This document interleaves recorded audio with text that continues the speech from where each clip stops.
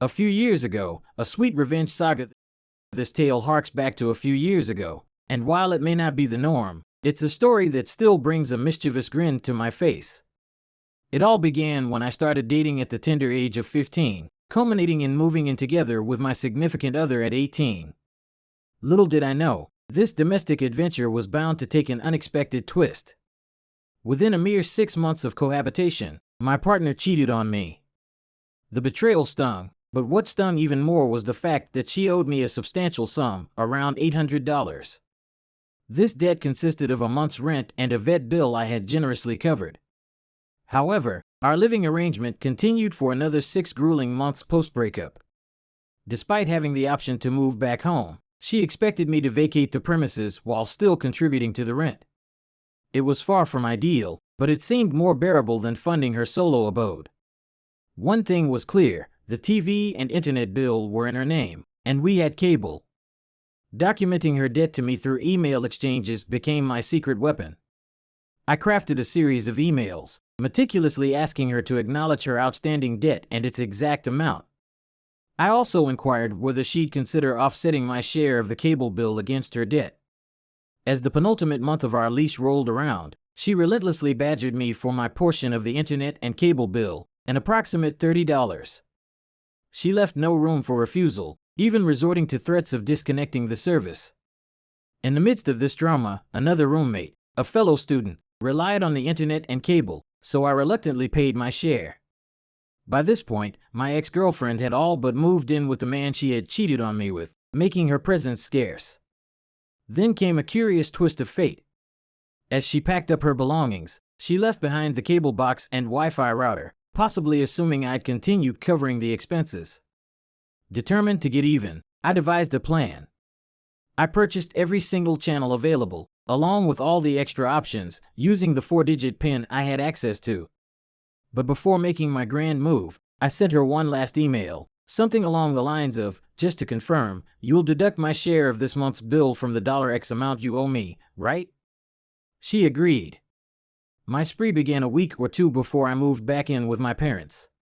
I went all out, purchasing every channel individually, renting movies, and even subscribing to pay-per-view adult content for the sheer amusement of it.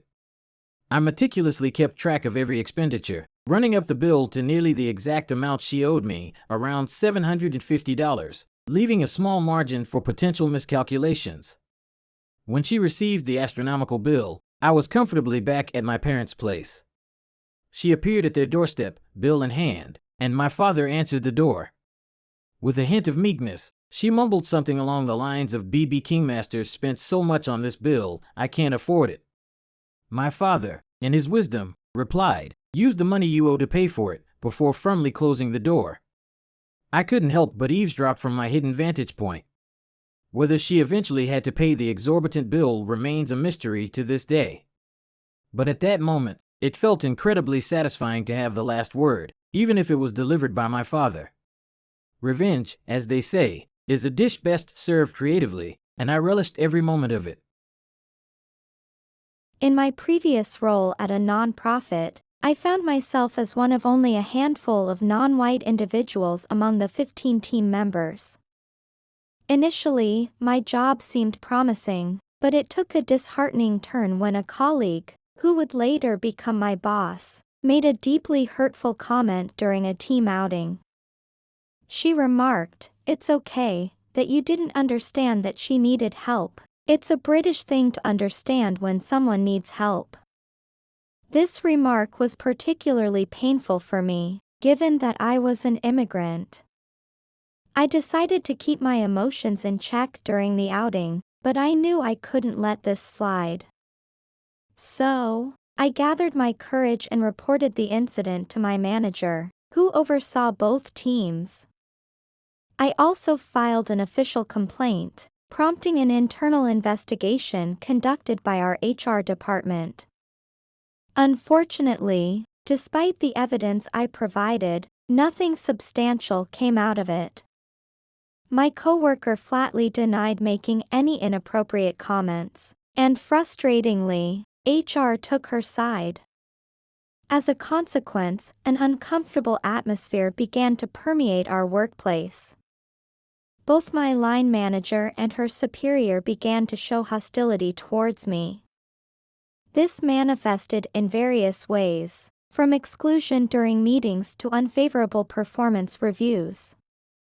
In the midst of all this, I continued to juggle two roles, one of which involved managing volunteers. Interestingly, one of my volunteers categorically refused to collaborate with my racist line manager, as they had a negative history dating back to their youth. Months later, another colleague directed her condescending attitude towards me, patronizing and berating me. She demanded that I follow her lead without question, asserting her dominance with a threatening demeanor. I couldn't let this behavior slide, so I decided to bring it to the attention of my manager once more. Regrettably, there was still no resolution, and the hostile colleague persisted in creating a toxic work environment. The situation became increasingly challenging as I struggled with an overwhelming workload and low pay. The organization exploited our flexibility, using our accrued time off as an excuse to make us work up to 70-hour weeks. One day, I simply couldn't bear it any longer. I made the difficult decision to resign, offering only a week's notice and using my remaining time off. A month after my departure, the repercussions of my exit continued to ripple through the organization. My former line manager struggled to cover my responsibilities while managing her own workload.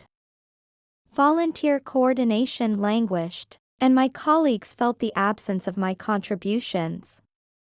Tensions were palpable, particularly regarding the hostile coworker, who faced multiple complaints from both colleagues and the individuals we served. As I reflect on my time at that nonprofit, I find some solace in the fact that the once hostile work environment seems to be unraveling. What's more, the sweetest twist in this tale is the precarious nature of the organization's funding. My former position remains vacant, putting their financial stability on shaky ground. It serves as a powerful reminder that mistreatment in the workplace can lead to unexpected consequences in the end. March. I was running behind schedule for class, but I didn't sweat it because I knew I could catch up later. So, I decided to chill in a park on my uni campus, sipping on a soda. A few days later, a guy slid into my Instagram DMs and mentioned he thought he had seen me around campus.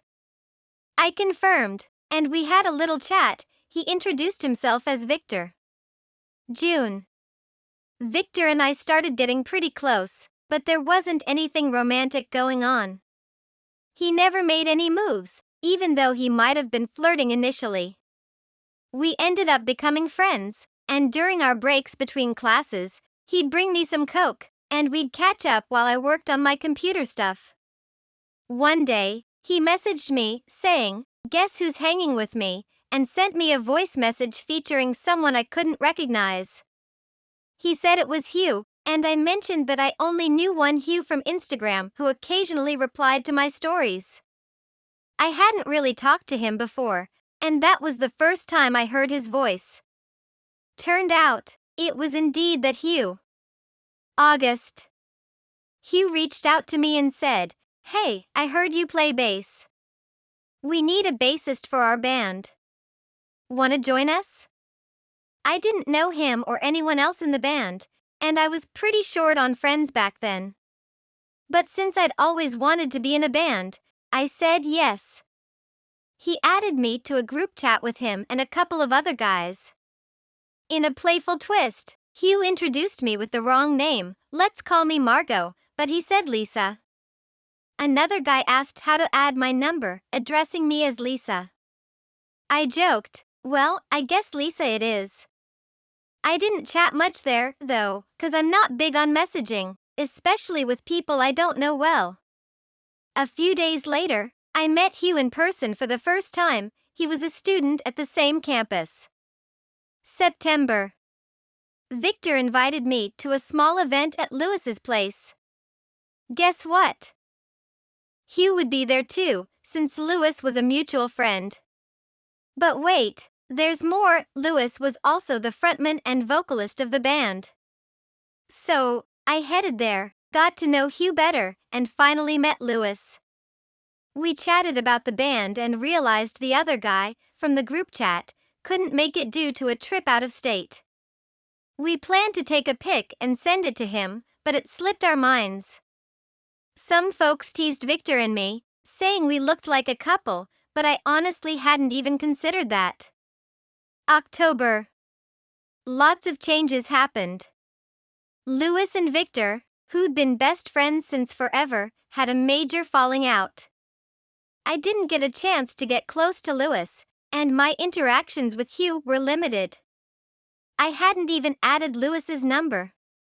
Still, he invited both Victor and me to a Halloween party. I debated with Victor about going, given his issues with Lewis, and he repeatedly said he wouldn't go. I thought it over, feeling a bit uneasy about going to a place where I barely knew anyone. Eventually, I decided not to go, thinking Victor might feel left out or something, even though he assured me it was fine if I went. Time went by, and on the day of the party, in the afternoon, I had a change of heart. Screw it, I thought, and I threw on my Joker costume and headed over. I was one of the early arrivals and started mingling with everyone. I'm pretty easygoing and love a good chat, so I was in my element. At some point, Lewis said, "Oh, you haven't met Jake yet, have you? He's our guitarist, and he'll be here soon. I think he's the last person for you to meet." Right, Jake. I remembered seeing half his face in his profile pic, but it wasn't super clear, and I hadn't added his number or followed him. All I knew was his first name and his hair color, no big deal. But I was excited to finally meet him. Then, this guy showed up, rocking skull makeup, black hair, and he had a girlfriend with him. I thought he might be Jake, but nobody introduced him to me, and he seemed more focused on his own thing. So, I held back and didn't approach. I struck up a conversation with a girl and later chatted with another girl who was on her own. That's when I saw this good-looking dude who had just arrived. Tall, black hair, hazel eyes, all dressed in black. Bingo, that was Jake. I turned to the girl and said, "There's this guy, and I might know him, but I'm not sure." Well, truth was, I didn't actually know him, but we shared a group chat and a band, so it kinda meant something, right? We exchanged glances, she encouraged me to go for it, and I thought, alright, why not? So, I strolled over to the handsome stranger and cheerfully said, "Hey, we're in the same band, right?" And that's where our conversation started. We talked about everything under the sun, from music to conspiracy theories. We danced, played some darts, took a little walk, it was a blast. We even followed each other on Instagram. There was this instant connection, you know? I noticed he was good looking, sure, but it was all on a friendly level, nothing more. As the night winded down, he seemed a bit down and asked if I could stick around a little longer so he could give me a ride home. Unfortunately, I couldn't stay, and we bid each other farewell. But before I left, I asked if I could give him a hug, and without a word, he just went for it. I remember being careful not to smudge my clown makeup on his shirt. And somehow, in that moment, something clicked. Call it a gut feeling, but I just knew he was someone special. The next day, I texted him, asking about a playlist he had mentioned sending me. He replied pretty quickly, and we chatted a bit. Then I took my sweet time, about 5 days, to reply again.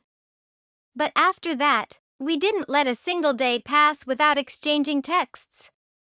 Finally, in the first weekend of November, our band gathered for the first time, and we started making music together. At our first practice, he walked over to me with the biggest grin and said, You're seriously amazing on the bass. You told us you weren't that good, but seriously, wow. You're the best bassist I've ever met. And here's the kicker, he was being completely genuine. You could see it in the way he talked, his smile, his bright eyes, the encouragement he gave me during the songs. There was just something about him that made me feel safe and appreciated. And, man, that's when it hit me, right then and there. I felt the butterflies fluttering, my heart getting all warm and fuzzy. My thoughts were racing, and I remember thinking, holy cow, he was so sincere, so adorable, so lovable. Yup, that's when I fell head over heels. From that point on, things moved pretty fast. The next weekend, just before another rehearsal, we went on our first date. And guess what? Today, we're talking about living together and even picking out baby names for our future. Crazy, right? And that, my friends, is the story of how I met my future husband. Sometimes, I wonder what would have happened if I hadn't gone to that party, or joined the band, or even answered Victor's message on Instagram. Life's funny that way, isn't it? Love sneaks up on you when you least expect it, and it ties hearts together until they find each other.